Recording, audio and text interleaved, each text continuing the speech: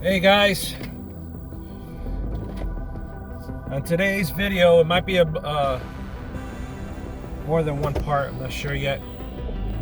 An update on what's been going on and the reason why I haven't been doing videos as much lately, and what my plans are going to be, which has changed. So stay tuned.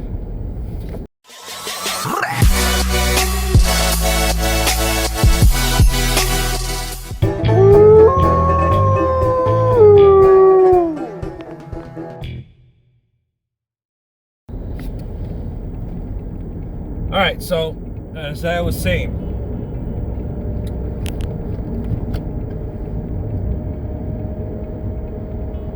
since Paul Miller, that I started working with them, with Grace, Paul Miller only gave me enough work to break even. Not enough profit so I could save up money for a rainy day or bad issues or whatever might come up. Then when I got into DNS, I was pretty in the red, or close to the red, probably in the yellow, only because it took almost a month leaving Paul Miller to get into DNS. Now, DNS is not a horrible company, but I don't know what it was. It's hard to say. There was so many things that it could have been reason why. I don't know if it's because they didn't have seasoned dispatchers. I had the impression that some of them were kind of new into dispatching, or new in the sense of dispatching power only units, because for some reason the owner swears that he only wants to do power only. That's all he wants to do.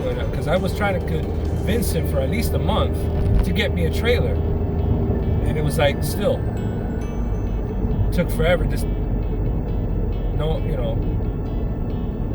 he didn't do anything about it. He didn't rush on it. He didn't get a trailer. He didn't, But so I started getting more and more and more into the red. Now, then Grace, the engine, the ISX, was getting worse. Now it was going down to like almost a gallon of oil every week. So I called and I informed Lone Mountain that she needs to go in and get her engine rebuilt, an in-frame. Because I told them most likely it's going to be an in-frame. But they came to a conclusion that it would not be beneficial for me to stay with Grace because of this. Because I'm already getting ready. They don't know about me getting into the red. I just told them that I was getting a little bit tight because of the change from one company to another. And I got the hint when she asked me, okay, so then when you get home, schedule to take it to the dealer, but we need to know how you're gonna be able to stay afloat after that. What you're gonna do after that. I should have taken that as a hint. So behind my back, they made a decision to take the truck back without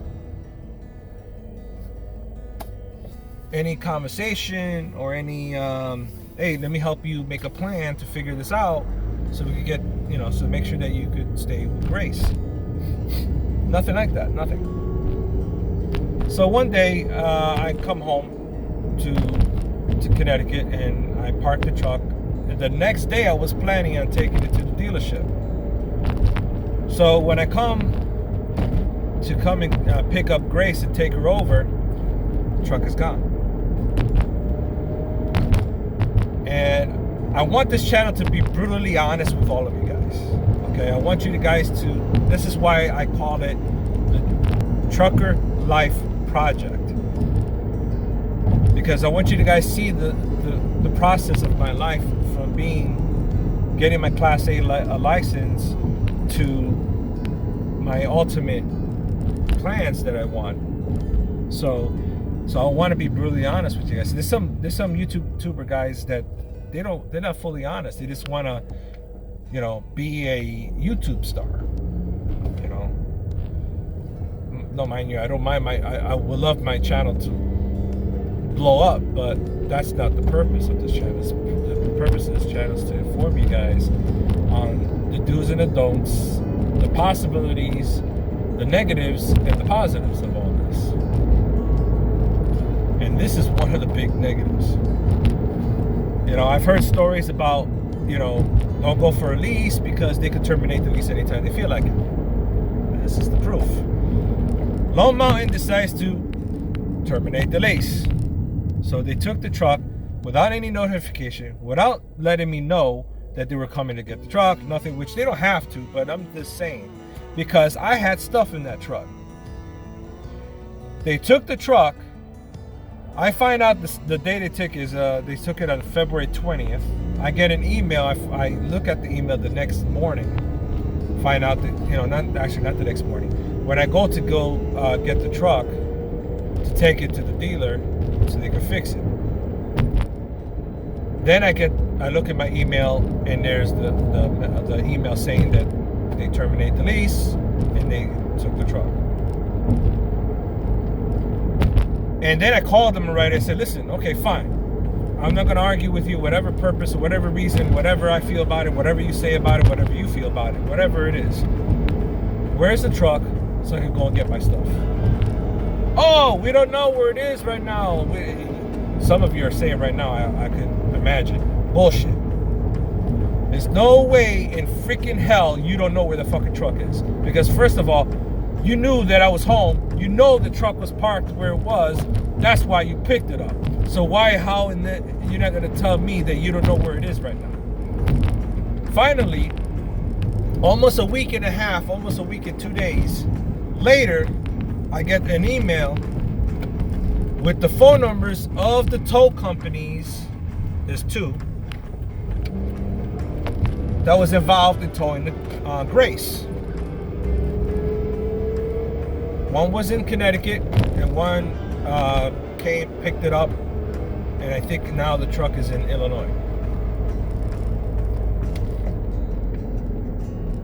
I called those tow truck companies and they both said, we do not open the truck. We just grab the truck by disconnecting the drive axles and towing it.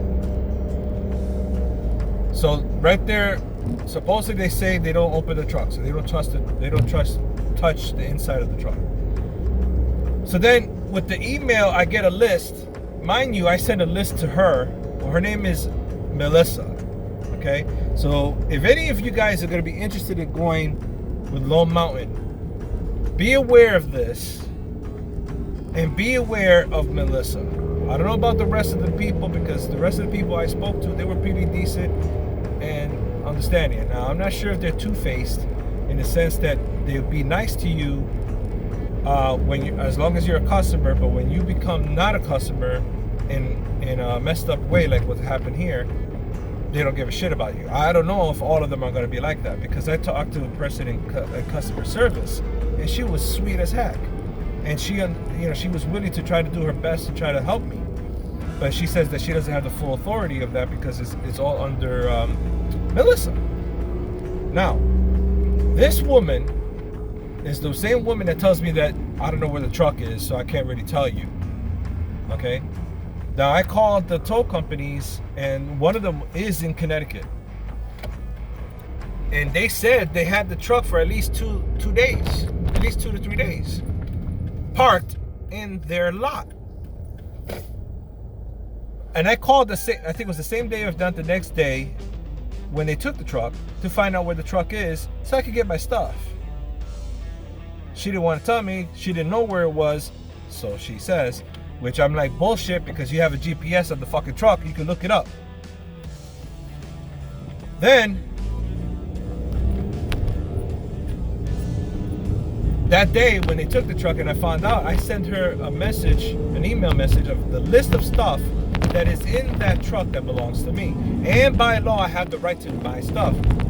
No matter what I owe them, I have the right to my stuff.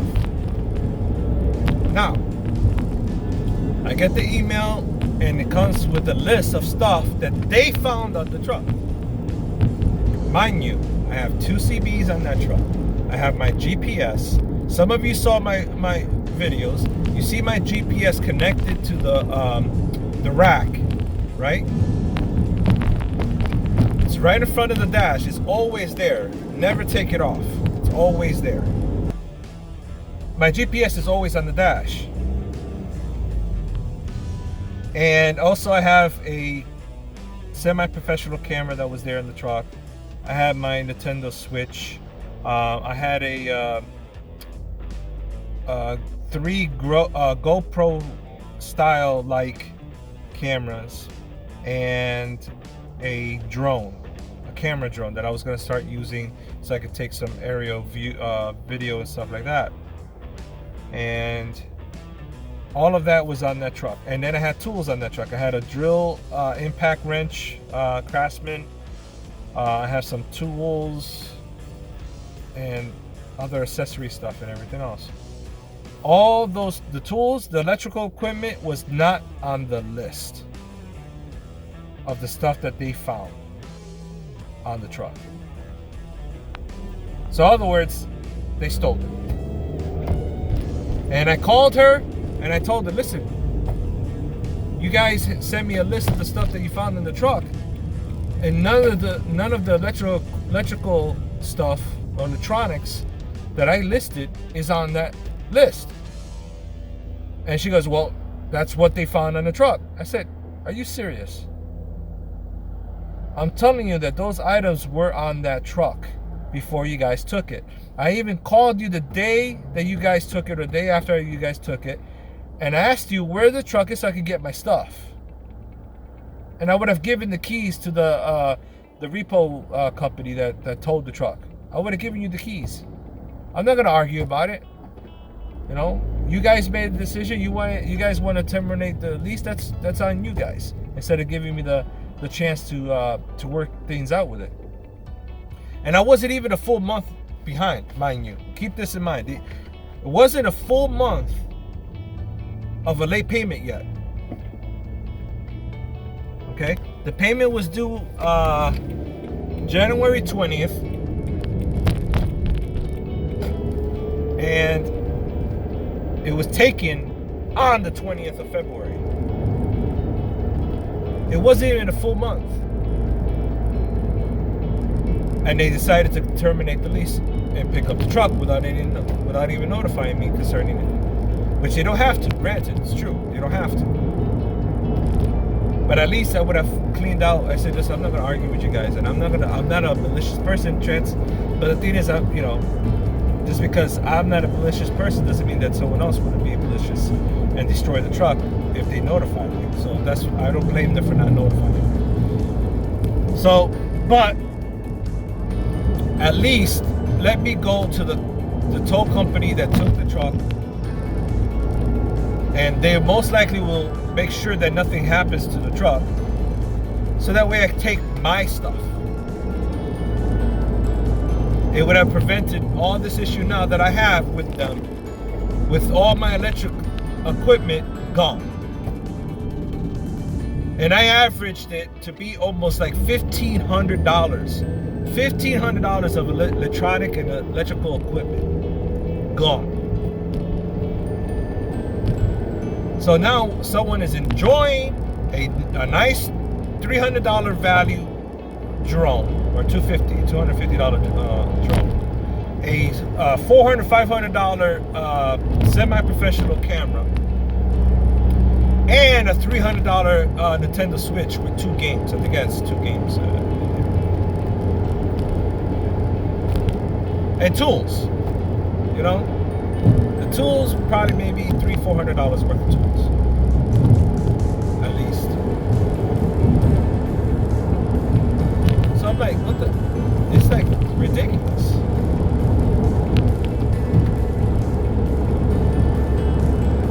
But that's the update on that. Now, I just came from Central Transportation in Cheshire, Connecticut. For now, I'm gonna go local company driving to get myself back on my feet. I have other plans, I have other ideas that I'm gonna do while I'm working at Central, and I will keep you guys apprised on that because I want to make sure I can get it working and get it started. Because this YouTube channel is all about related to transportation, trucking, stuff like that. I had these other ideas to add it to the company, to my company eventually anyway, so I'm going to try to see if I can get it started in one way or another without having a truck at this point, at this moment. Now, I still am determined to get a truck.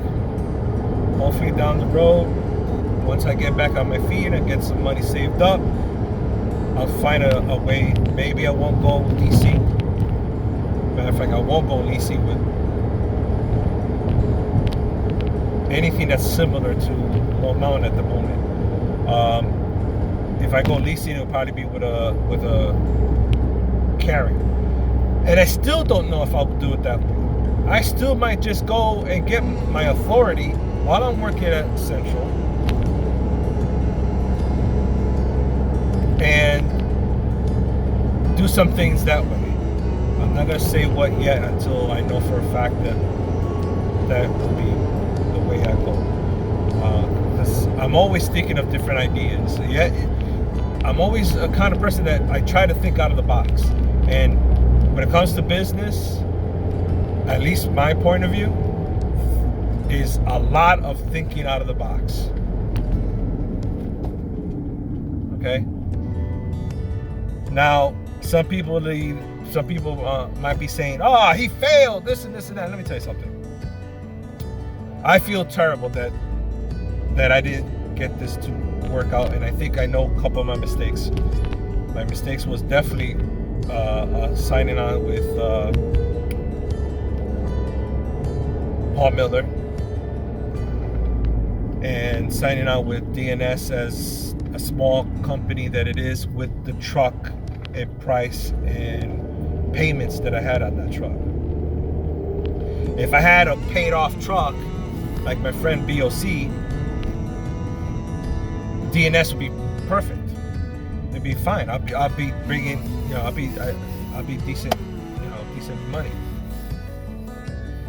Because I don't have to worry about making payments. I just keep working whenever I can. So, that being said, I should have worked a little bit longer with JB Hunt, save a little bit more money.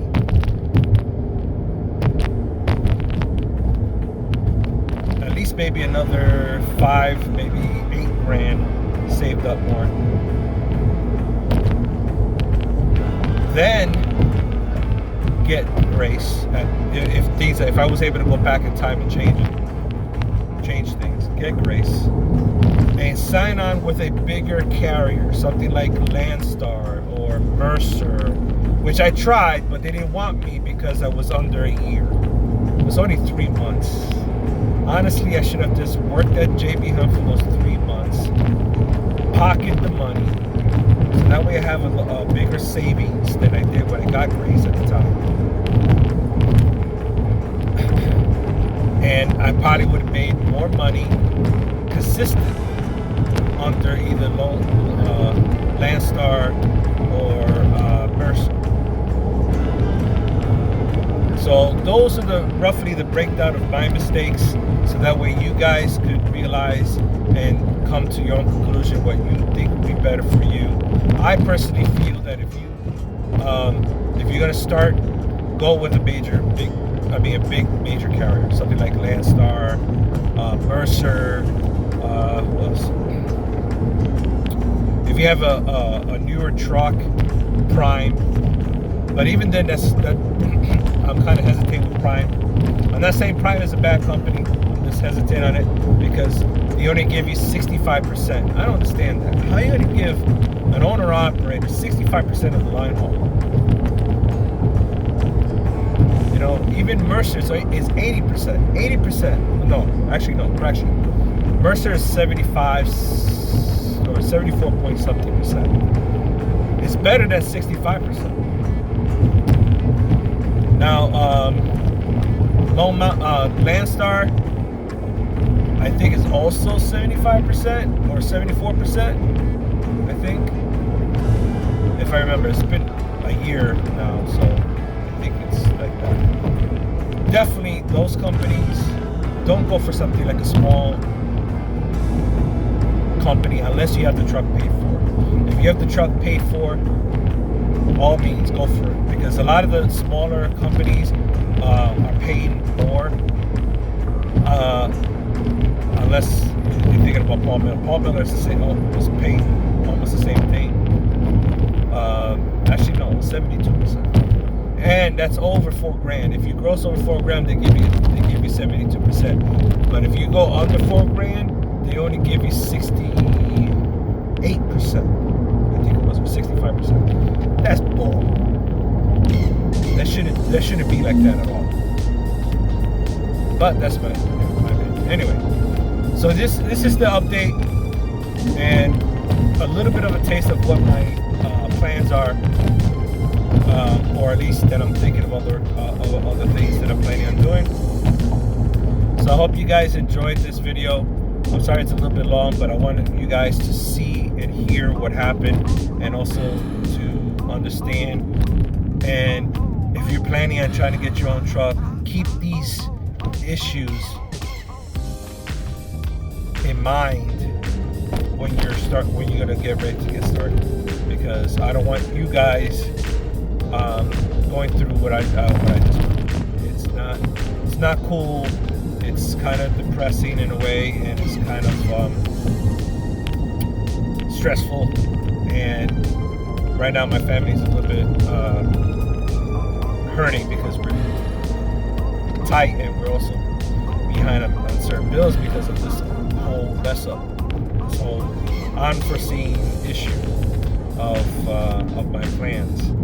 Like I said, if I would have been able to get into either Landstar or Mercer right off the bat, I think I wouldn't be making this video right now, because I think I would have been making more money, and I would have more money saved up, and I would be doing much more of a profit.